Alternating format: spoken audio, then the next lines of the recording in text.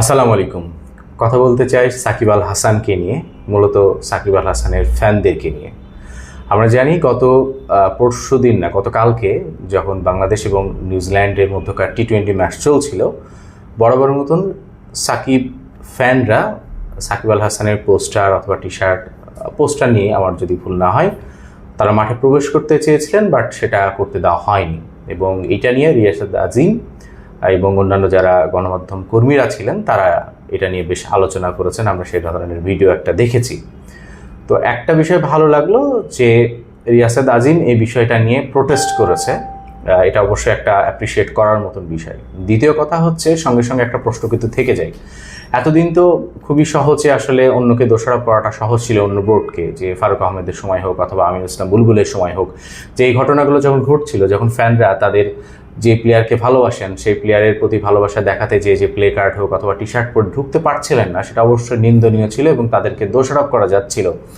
এখন কি তাহলে তামিম ইকবালকে দোষারোপ করা হচ্ছে কিনা বা করা হবে কিনা, এটার অন্যতম একটা কারণ আলটিমেটলি আসলে তার দিকে তীরটা আরও তীক্ষ্ণভাবে চলে যাচ্ছে। কারণ আমরা জানি যে তামিম ইকবাল এবং সাকিব আল হাসানের মধ্যকার যে রিলেশন বা বন্ধুত্ব যেটা ছিল সেটা তো নাই, বরঞ্চ এটা হয়ে গেছে এখন শত্রুভাবাপন্ন। তো মুখে যত যাই হোক না কেন, তার বহিঃপ্রকাশ এইভাবে যদি আসে, মানে এটা যদি গেস করে নেওয়া হয় যে আলটিমেটলি যে না, তামিম ইকবাল এখন প্রেসিডেন্ট, এখনও যদি এটা হয়, তার মানে তামিম ইকবালই এটা করাচ্ছেন, এটা কিন্তু মানুষজন বা ফ্যানরা যারা আছে তারাও কিন্তু অনুমান করতেই পারেন। তো এই অনুমান করাটা না, এই ঘটনাটাই হচ্ছে আসলে খারাপ।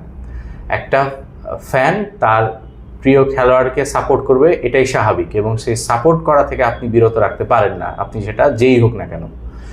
এবং সাকিব আল হাসানের কথা যদি বলা হয়, আজকে বাংলাদেশ ক্রিকেটের এইখানে আসার পিছনে যদি আপনি প্লেয়ারের অবদানের কথা চিন্তা করেন, তাহলে অবশ্যই সাকিব আল হাসানকে অন্য মাত্রায় রাখতে হবে।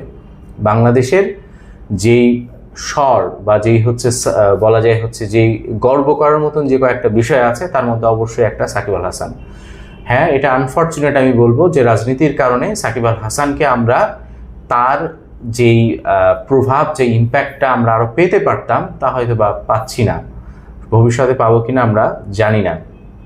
তবে ক্রিকেট বিশ্বে সাকিব আল হাসানই একমাত্র প্লেয়ার যে আসলে বাংলাদেশের ফ্ল্যাগকে সবসময় সামনের দিকে নিয়ে গেছে। ওই জায়গা থেকে আমার কাছে মনে হয় সাকিব আল হাসান অন্য কিছু না হোক, এতটুকুন অবশ্যই ডিজার্ভ করে যে তার ফ্যানরা তার নাম, তার প্লে কার্ড, তার টি শার্ট পরে খেলার মাঠে এবং যে কোনো জায়গায় চলাচল করার বা প্রবেশ করার অধিকার রাখে। তো সেই অধিকারের জায়গাটা আমার অবশ্যই মনে হয় ক্রিকেট বোর্ডের এটা নিশ্চিত করা উচিত।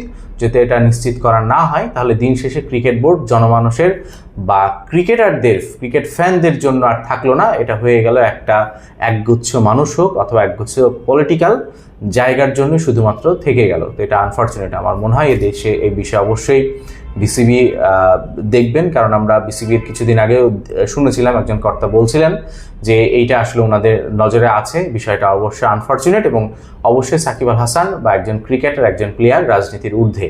তো এই রাজনীতির ঊর্ধ্বেই যেন স্পোর্টস থাকে এবং স্পোর্টস যেন তার নিজ গতিতে এগিয়ে যায়। সবাইকে অনেক অনেক ধন্যবাদ। আসসালামু আলাইকুম।